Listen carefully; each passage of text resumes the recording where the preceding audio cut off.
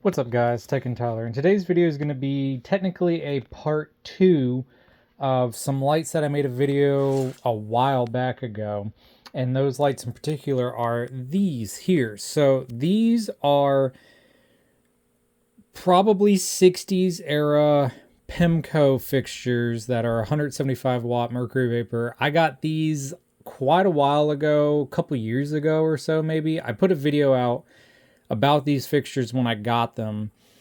I think I drove about 2 hours or so away to pick these up. And I think the dude wanted like $50 for both of them, which was a good deal for what these fixtures were as well. And they also had the actual Pemco arms for them, which was really cool as well. The arms are being used on 2 other fixtures on the house that I moved into, because those brackets were nice and strong, and they took, one bolt in the middle of it at the top to hold the whole fixture, and they had a flatter bracket on it versus like fixtures like, not necessarily this, because this one broke, so I did this to give it some support for when I test fixtures, but it's like the traditional, style brackets, like that one right over there, where it's got the 2 brackets that branch off to secure to the pole. So I use those arms for those fixtures, and these are just going to kind of stay in the collection until I find a use for them or do something with them. They're just going to sit in the pile of the rest of the ones that I got. But I had to take these apart and clean them up and redo them, because I knew when I got them, they were kind of they were in working order, but in rough shape. So I recently took them apart and cleaned them, because what I had to do was, and it's not the best, but it's the best what I could do without having to do a whole lot of work. The insides of both of the heads, this one and that one, are really corroded. And every time I would move them, like crap would fall out of them, like white dust would fall out of them. So even though they still look corroded, I took them and smoothed them a little bit down with some steel wool, just to kind of help them, not flake. But they're old and they're corroded, so like there's only so much I can do unless I take like a wire wheel and a drill and go out through the whole thing. And I didn't want to do that necessarily, because that would take a while. And, I just wanted to clean it up so that way it wasn't so dirty.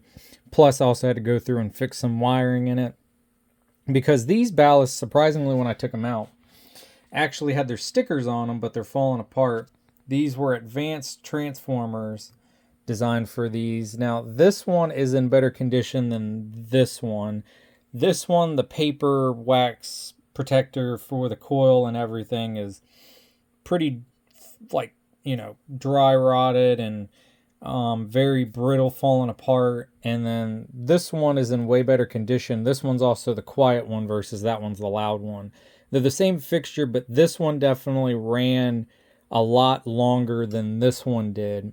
And I think the guy that I got them from did tell me that one of them was on 24/7 of the day, never turned off unless the power went out. He said they were always running. So I think this is the one that ran 24/7, and this was the one that was on the back of his garage that stopped working.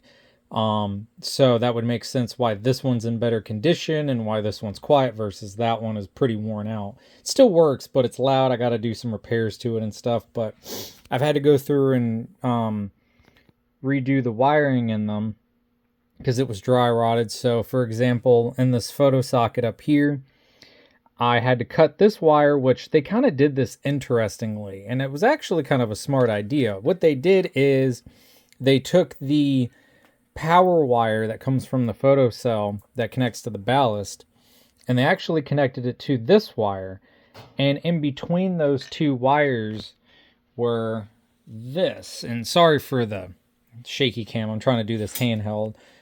They had this connecting it. It's, like a little bud splice connector, whatever. And I think this was a fuse or something, possibly. I can't remember. It's got some stamp on it, but it's too corroded. I don't know if this was a fuse or if this was just to be able to connect the 2, but the plastic around it was dry rotted, flaking off really bad, so I had to break them apart and take them apart. So I wanted to redo that. So I recently bought a bunch of connectors and bud splices and all that, spade connectors, whatever you want to call them, and to be able to redo a lot of this stuff, because most of the lights that I have basically need to be partially rewired or fully rewired. This one was a partial. Basically, I just needed to cut the bad wires out and put new connectors on them. So I had to put a new I put a new female connector on this end and a new male connector on this end for power, and then this neutral wire here was dry rotted, so I put a new spade connector on that one. The power side one on this one is good, so I kept that one, and then these two wires and everything are good, because I like to try to keep these originals as best as I can, especially for how old they are, but sometimes you can't do that fully. But in this case, only some of the wires were bad. Same ordeal with this one over here. This wire was dry rotted, cracking, so I cut it, re-put a connector on it. Same thing, I put a male connector on this one, and then I put a female connector on this photo socket for the other one. Now, I'm making it to where also these two fixtures, there's a good one and then a not so good one. So all the good parts are going to go on this one that's in the best condition, and then all the bad parts are going to go on that one, which is the worst condition one. So like the photo cell, for example, it's cracked and broken on this side, whereas the photo cell for this one, like the socket, is in really good shape, not broken, cracked. So, you know, all the good pieces will go on this one, all the bad pieces will go on that one. But yeah, I've had to do that, and then I've also had to take the terminal blocks completely apart, fix these, because this one, the terminal screws were seized, so I oiled them, and then they got free, and this one's all good, tightened everything up, no problem. This one, on the other hand, was a pain. I had to pull this off, completely take it apart, take all these brackets apart, clean them because they were very corroded and rusty, and I also had to put new screws in it. And I try to put everything back with like the same type of screws. So in this case, it had Phillips heads on this one. So I fixed those for these two screws. And then these would have been flat heads, but I don't have flat heads that would have worked for these connectors here, because what you do is you slide the wire inside of here, and then you tighten this, and it, you know, crimps down on it. So I used Phillips. I didn't want to use Phillips, but I didn't have any flatheads that would have worked, but it's fine. But I had to clean it, oil it, I had to tap out the screws. I had a couple screws break, had to fix those, tap those. But now this is all good to go. Works great now. Same with this one. I just had to oil it, but it works great now. So now I'm in the process of putting all this back together after fixing the wire connections, because all of them are fixed now and we're good. I also have to go back on a few projects that I was working on and clean them up a little bit better, because I didn't like how I did it, and I need to do it a little bit better. I also have fixtures over the years that I've done where I used either too small of a gauge wire, or I just didn't do it clean enough. And as the years have gone on, I've, you know, gotten a little bit more picky with how I've done stuff. So I'm going back to clean them up a bit better and make it look a little bit more presentable. I'm also working on a couple other projects too, like this. I'm putting on a terminal block on a fixture that doesn't have a terminal block, that I would like it to have one. And then I have a few more fixtures that are like that too, where I want to put terminal blocks on them. So I'm going to have to like rig something up to do it. But those will be separate videos. But I just kind of wanted to make this like a part 2 of this. So I'm going to put this back in the housing, get it all squared away, and then I'll bring you back to show you the finished final product after it's all said and done. So I'm going to do that, and I'll bring you right back. Alrighty, so now we have the ballast and everything put back in it and connected, and it turned out really good.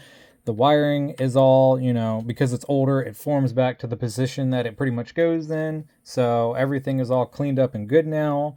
All the wires are back connected, because we have, you know, our neutral, we have our hot side, and then we have our socket power in. So this is all good now. I'm not going to do anything else with this fixture. I just wanted to clean it up enough to where it was safe and looked a little bit better.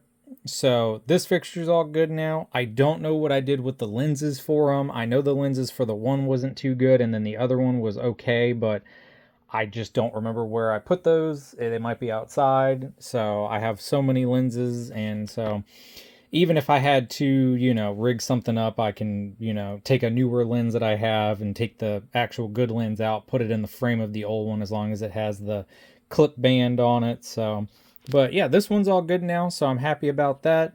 I will do a test though, just to make sure that everything is good.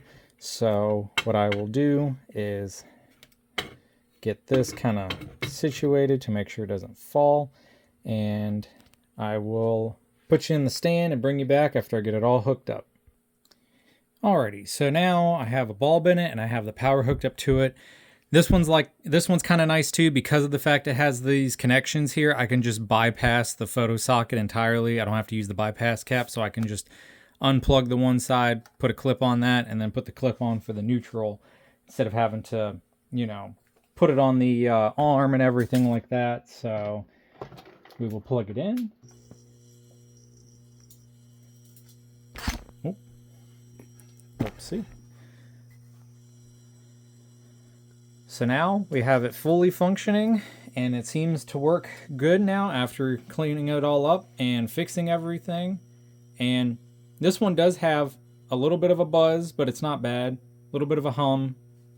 It's not like that one or one of the other lights I did recently that was really, really loud. This one's nice, so I could definitely tell this one had a lot less use on it than the other one. So yeah, I'm happy with this one, how it turned out. I'm happy to finally get this one done. I got the other one done, so I'm not going to make a video on that one because it's the same thing as this one. I might actually, you know, get it all fixed up, put together, and turn it on in the same video here after this one. But I will let this one warm up and I'll bring you back, and then I might as well go ahead and show the progress of the other one as well in the same video. So once this is warmed up, I'll bring you back and show you the other one. Alrighty, we are now at full brightness and everything on the light seems to be working perfectly fine. I'm not going to do the turn off the lights thing because it's also too bright outside because the sun's outside and stuff too. But yep, this fixture is working good, working perfect, no problems. So now it's time to move on to the other one, which, like I said, this one has an issue where it is quite loud, and also the paper wax stuff is coming apart, and so these coils are super loose. So I have a few tricks that I do to kind of help with the noise pollution of it to make it a little bit quieter. So I got the head, it's down here on the floor all put together, and that's done. So now I just need to work on this a little bit more to make this a little quieter before I put it back in. So I'm going to do that, and then once I do that, I will bring you back with that inside of the fixture all prepped and ready, and then I can test that one, show you that one working, and then we'll be all good. So I'm going to do that, and then I'll bring you back yet again. Alrighty, so this one's now done. This one I am going to have to use the bypass cap because the connection inside of here I didn't realize was shorter than I would like, so I have it connected, but it was kind of a pain reconnecting it with this inside because it was too short. So I am just going to, you know, put the bypass cap on it, which also this photocell here, like the photocell socket, is quite loose even with it tightened, just because this side is also broken and it's so worn out. I'm not worried about this particularly being broken because a photocell will cover that up, and so, you know, it might get a little bit of water in it, but I'm not really too worried about it. I'll probably end up, like, you know, putting some silicone or something like that there, or a piece of foam or something, but this isn't going to get used anytime soon either. But yeah, this one's all back together now, ready to go. So let me plug this one back in. I did my little trick on the ballast, so it does help it a whole lot. So now this one is about as loud as the other one now. Actually, maybe a little bit quieter, but it's not stupidly loud like it was. Plus, these fixtures too, well, not both of them, but this one in particular, because of the fact of how rotted away that paper is inside of there, it's going to keep flaking off and junk's going to fall out of it, unfortunately. But yeah, this one though is all said and done. I'm trying to get this wire to kind of sit a little bit better in there. But yeah, even though this one's not in the best shape, it still works fine. No problem at all. And now with it being quieter, that's nice too. I'm going to try to figure out a way to maybe fix that photocell socket, because there's no way in the world I would ever find a replacement for this. These fixtures, especially these like old Pemco ones, are probably not easy to find at all. So yeah, I got a few fixtures that are like that, where you're probably never going to find parts for them, and this is an example. And then I have an old Jocelyn fixture that's a nema head. I don't know if I made a video on that one yet. I don't think I have, so need to make a video on that one. Actually, I might have. I can't remember. It's been a long time. But that one, same thing. If anything on that ever was to break or fail or whatever, unless I can retrofit a newer ballast into it, it's never gonna, I'm never gonna find parts for it again unless I find a scrap fixture or something. But even that's gonna be hard to find. But yeah, so now both of these are done, fully done. I'm happy. Also, another little thing that I do, little tip whenever I do these, is anytime that I take these apart and put them together, I always put oil on all of the threads of the screws, just so that way it doesn't squeak ear-piercingly loud, and so that way if I ever do use them, they don't corrode or rust back up. So I always do that. It doesn't really matter what kind of oil you use. I just use whatever I have. But that helps a lot with these, putting them back together. So in the future, if I ever have to take them apart and work on them, I can thank myself for taking the precautions of doing that, so it doesn't break apart the screws or anything like that. But I'm gonna let this warm up to full brightness, and then we'll be right back. Alrighty, so now we are at full brightness with this, and it is working perfectly. The bulb is rattling a little bit because of the buzz of this, but besides that, this is quiet. Really quiet compared to the old fixture, and I'm happy about that. So I call this one a win. Here's another fixture down that needed some work done, and it is complete. So I can take this and put it away with my other completed fixtures. So now it's time to work on other ones now that I can finally get to, especially having all these parts. The nice thing about working on these lights and getting these connectors and parts and everything like that too is I have a slew of screws and bolts and nuts and stuff like that. I have so much of it because I have literally a bucket full of rusty and then not rusty ones, because I got a huge bucket of them from a house I worked at years ago, and it had good parts in it. And even though they're rusty, I can clean most of it up pretty good with a wire wheel and use them for projects like these. That's where all these screws came from and stuff like that. So I have plenty amount of screws and parts. Like, for example, this. When I was working on this, because this came out of a different light I took apart for pieces, these terminal blocks were garbage. They were completely corroded and the screws snapped out of them. Luckily, though, these are just generic terminal blocks, so I was able to drill the rivets out and put new screws in it. I wanted to put flatheads, but unfortunately I didn't have, I didn't find flatheads enough that would work for this that had the links on them. But basically all I did was just drill the rivets out and put screws in them. Like, for example, this one, even though they're two different size screws, it doesn't matter. And then I have nuts that I got from the same pile of stuff. And then what I would do is throw on some little, I forget what you would call them, but I have like lock washers. That's what it is. I, take little lock washers like that, and I just put them over the screws like that, and then I can throw on the nuts for the bolts if it cooperates with me, and then get it all tightened down. And just like that, I can, put these on here, tighten them down, and then I have another perfectly good terminal block that I'm going to use on another fixture that I will make a video on at some point.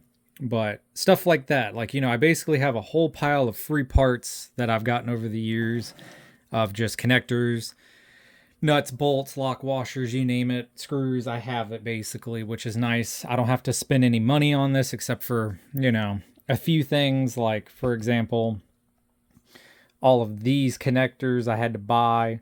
But besides that, it was, not a bad price for buying as the amount that I got all that stuff for to do this. So I basically don't have to put almost no money into this. I just mostly time. That's the biggest thing. But, I enjoy this hobby. I enjoy doing these things and keeping these going and working, so that way it doesn't go in the landfill or get scrapped or recycled, because I've said it before and I'll say it again. This stuff is history and it's been around for a long time. Just like the two lights I made a video of that came from up the road. I remember them as a child, seen them every day of my life, and then was able to get them so I can preserve them instead of them being thrown in the trash, because those are technically from my childhood, seeing them every day. So I enjoy saving this stuff. It's not about, to me, buying it or selling it.